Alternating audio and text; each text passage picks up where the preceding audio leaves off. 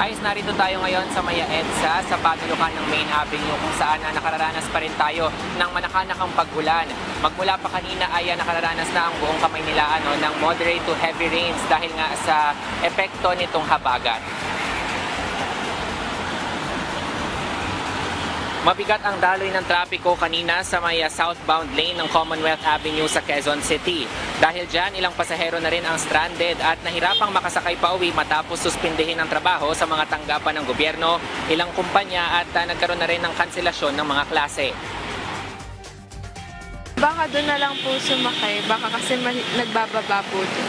Ngayon, sobrang hirap sumakay. Kahit mag-book, wala talaga nag-accept. Paano gagawin niyo yan, ma'am? Mag-iintay pa din. Ayoko maglakad. Ilang kalsada rin sa Metro Manila ang nakaranas ng pagbaha at mabigat na daloy ng trapiko bunsod ng tuloy-tuloy na pag-ulan. Sa Quezon Avenue, halos wala ng galawan ng mga sasakyan at buhol-buhol na rin ang traffic sa ilan pang mga lugar.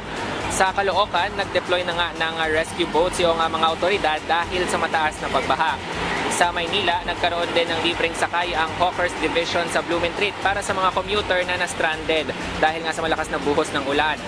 Sa Marikina River naman, umabot na sa second alarm at hanggang sa mga oras na ito sa 6:23 PM sa update ng Marikina Rescue 161 ay nasa 16.9 meters na yung level ng tubig sa Marikina River, malapit nang umabot sa 17 meters. Kaya naman kinakailangan na magpatupad ng preemptive evacuation. Samantala, makikita rin sa official Facebook page sa post ng MMDA ang sitwasyon ng baha sa iba't ibang lugar sa Kamaynilaan.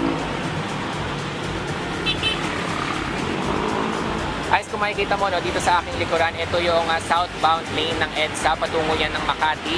Narito tayo ngayon sa Maya Cubao at kung makikita mo ay free-flowing naman at yung daloy ng mga sasakyan, kung makikita mo ay mabilis naman, wala masyadong traffic. At dito sa aking kanan yung Main Avenue Station ng EDSA Carousel. Kanina mahaba ang pila dyan pero ngayon ay tuloy-tuloy naman yung pagdating ng mga bus kaya kung makikita mo ay halos mauubos na rin yung mga pasahero.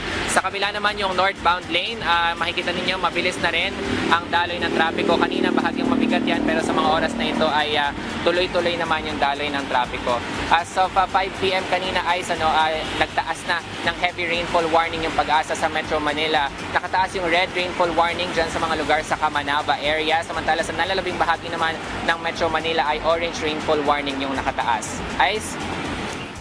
Maraming salamat, Carlo Candelaria. Mag-iingat kayo dyan.